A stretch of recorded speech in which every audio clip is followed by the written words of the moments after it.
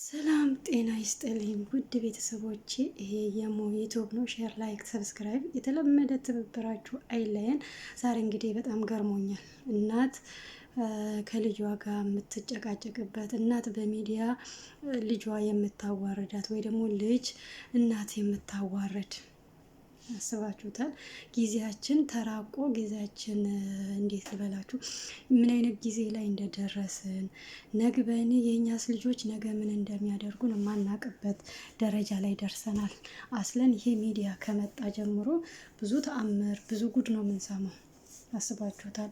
እናት አደባባይ ላይ ስትሰደብ፣ እናት ምን እንኳን ብታጠፋ ምን እንኳን እውነት እንዳለችው እናቷ በድላት እንኳን ቢሆን ማለት ነው ሚዲያ ላይ ይህን ያህል አፍ መክፈት ተገቢ አይመስለኝም። ማናችሁም ቢሆን ቤተሰብ ሊበድል ይችላል። ቤተሰብ ትክክል ነው ብዬ አልላችሁም።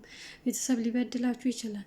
ቤተሰብ ለእናንተ የተሻለ ነገርም አስቦ ሊሆን ይችላል። ግን ሚዲያ ላይ ወጥታችሁ ያኔን ከሰላምታ እናት አንድ ነገር እንዴ!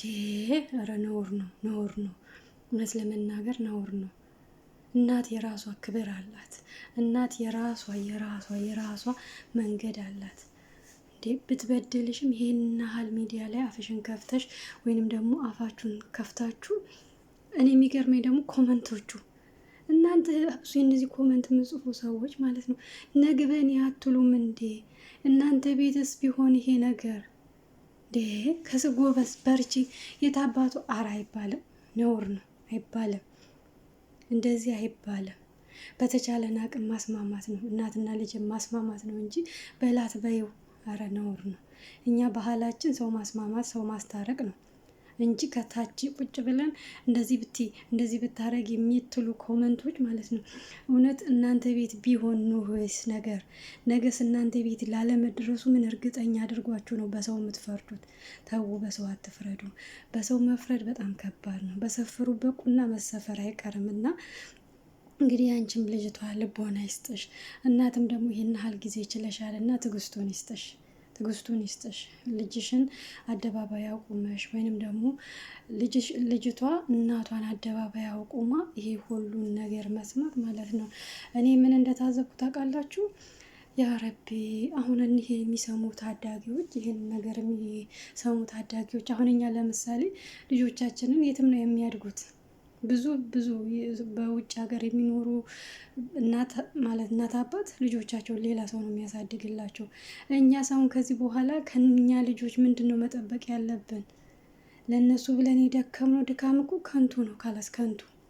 እች እናትም እንግዲህ ስንት መከራ አይታ ስንት ስቃይ አይታ ነው 5 ልጅ ማሳደግ። እንኳን 5 ልጅ ማለት ነው በኢትዮጵያ ኑሮ 1 ልጅ ይከብዳል። 1 ልጅ ሳትሰሩ ምንም ሳትሉ 1 ልጅ ይከብዳል። የእናትየዋ ስራ ደግሞ እንግዲህ እኔ መጥቀስ አልፈልግም። ስራዋ ደሞዟ ትንሽ ናት። 4000 በኢትዮጵያ ምንም ማለት አይደለም። በአሁን ሰዓት 4050 ኪሎ ጤፍ የሚገዛበት ዘመን ላይ ነው ያለ ነው። እና ልጅም ደግሞ ይህን ያህል ጊዜ አሳድጋሽ አስተምራሽ ያለፈውን ነገር ትተሽ አሁን አንቺ የተሻለ ቦታ ላይ ሆነሻል እና እህቶችሽን አትርጂ አይደለም፣ እህቶችሽንም እርጃቸው። ግን እናት ትበልጣለች፣ ከእህት እናት ትበልጣለች። እናት የራሷ ቦታ አላት። ከ9 ወር ተሸክማ መከራዋን አይታ እንደው ተይው፣ ሌላውን ተይው። ያኔ ትልቅ ከሆንሽ እንኳን በደለችሽ ብንል የተሸከመችሽስ መከራ ያየችብሽስ? ይሄንን ከግንዛቤ እናድርግ። በቀጣይ ቪዲዮ እስከምንገናኝ ድረስ በያላችሁ በሰላማችሁ ይብዛ ባይ